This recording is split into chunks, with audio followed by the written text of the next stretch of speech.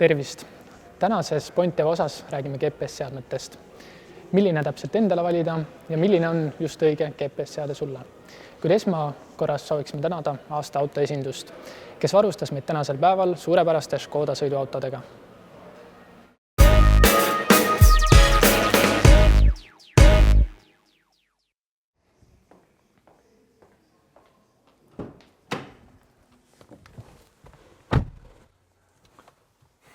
Juhul, kui teie istumisel pole sellist uut ja mugavat Škodat, vaid sõidate vana traktoriga, nagu meie kaameramees Silver, siis võib ka teie autos vaja minna olla GPS-seadet.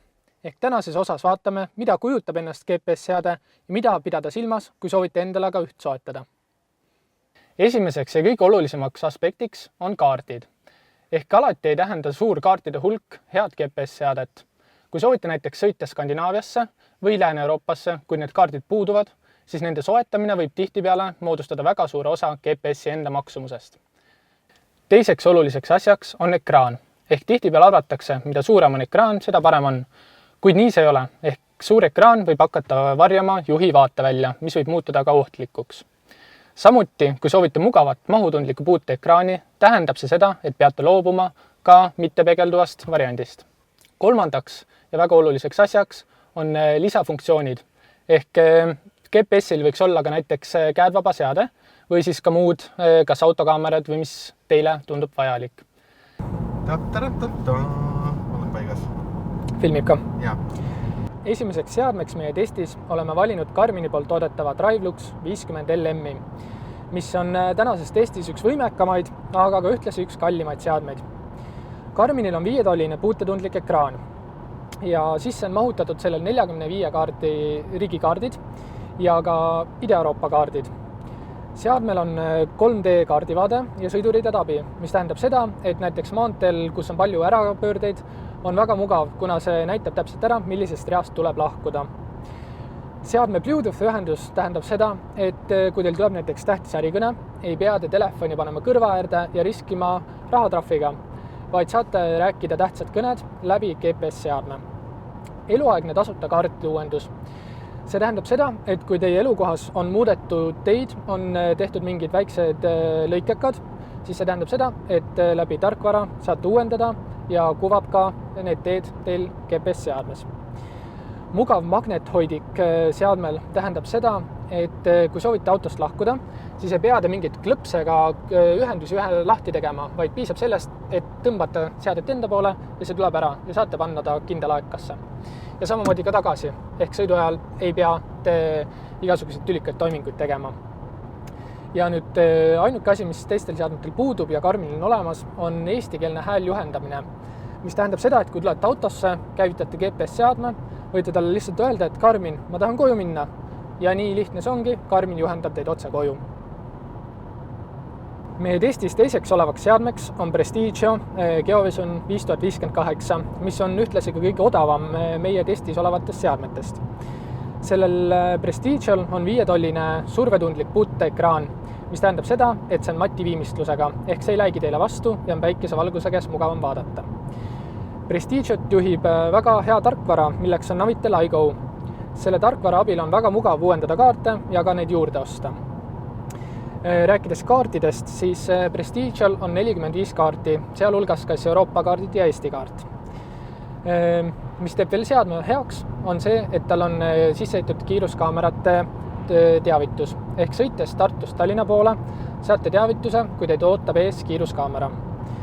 Viimaseks kasulikuks omaduseks sellel seadmel on eluaegne tasuta kaardi uuendus, mis tähendab seda, et kui näiteks ehitatakse uusi teid või muudetakse midagi, siis saate selle mugavalt Navitel iGo tarkvara kaudu selle kaardi uuendada ja liikuda ka uut teed pidi. Meie testis viimaseks olevaks seadmeks oleme valinud TomTomi kõige uuema seeria seadme, mis on Go 620. Hinna poolest laskub see täpselt Prestigio ja Garmini vahele. Seadmel on 6-tolline ekraan, mis on siis nendest ka kõige suurim, kuid on läikiva pinnaga. Kaardidest on tal 45 kaarti, sealhulgas siis ka Ida-Euroopa kaardid. Kuid kaardide uuendus toimub tasuta ja on eluaegne.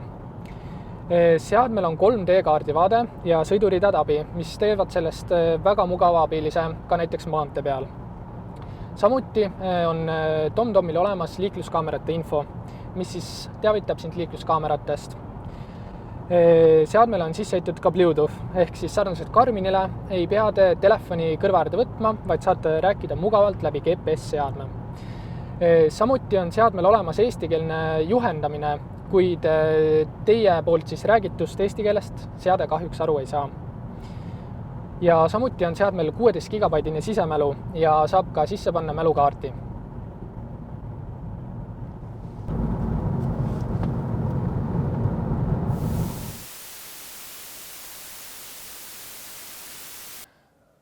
Arvasite, et see saade on läbi juba? Ei ole, peate veel natukene kannatama. Ehk vaatame koos veel üle, mida peaks meeles pidama siis GPS-seadmete ostul. Esimeseks asjaks tuleks see meeles pidada, et ei ole vaja karta selliseid vähem tuntuid ja soodsamaid tootjaid siis, nagu näiteks Prestigio. Ehk nagu tänasest testist nägime, siis sai see toode väga hästi hakkama meie koju juhendamisega ja saab ka väga hästi hakkama teiste toimingutega. Teiseks asjaks võiks vaadata ekraani suurust. Ehk siinkohal siis vaadata, millise autoga te sõidate. Ehk kui teil on väike mingi linnaauto, millel on väike tuuleklaas, siis ei ole mõtet sinna 6-tollist TomTom seadet osta, mis siis hakkab teie vaatevälja segama.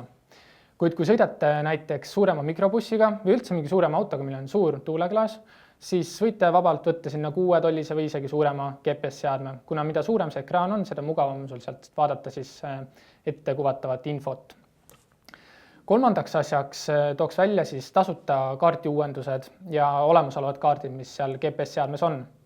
Ehk ütleme niimoodi, et 4 korda aastas käia välja 10 eurot mingite kaardiuuenduste eest on suhteliselt kulukas protsess. Ja samamoodi, kui soovite minna näiteks välisriiki, mille kaarti teil pole algusest peale sees olemas, siis ka samuti see maksab teile eraldi raha.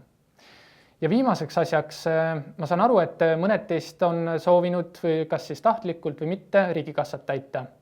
Ehk siis telefoniga rääkimine rooli taga. Nimelt on paljudel GPS-seadmetel Bluetooth-ühendus, mis siis tagab käedvaba funktsiooni. Ehk saate teha kõik oma vajalikud kõned ilma telefoni katsumata. Samuti üks kasulik juhiabi funktsioon, mis on sisse ehitatud autokaamera. Ehk näiteks Garmin Drive Assist seeria GPS-idel on see sisse ehitatud ja päästab teid siis 2 erineva seadme ostust ja säästab ka tuuleklaasil siis nägemispinda. Ja lisaks on ka uutematel ja kallimatel GPS-idel sellised toredad funktsioonid peal nagu Android Auto ja Apple CarPlay, mis siis toovad põhiliselt teie mobiilse seadme, nutiseadme funktsioonid kõik GPS-seadmesse. Ja kui te oletegi otsustanud siis ikkagi soetada endale GPS-seade, siis tulge visake pilk peale Fotopointi veebipoodi, kus te leiate üle 200 erineva GPS-seadme. Järgmises saates räägime teile autokaameratest, kuidas neid kasutada ja millist endale soetada. Peatsi jälle nägemiseni!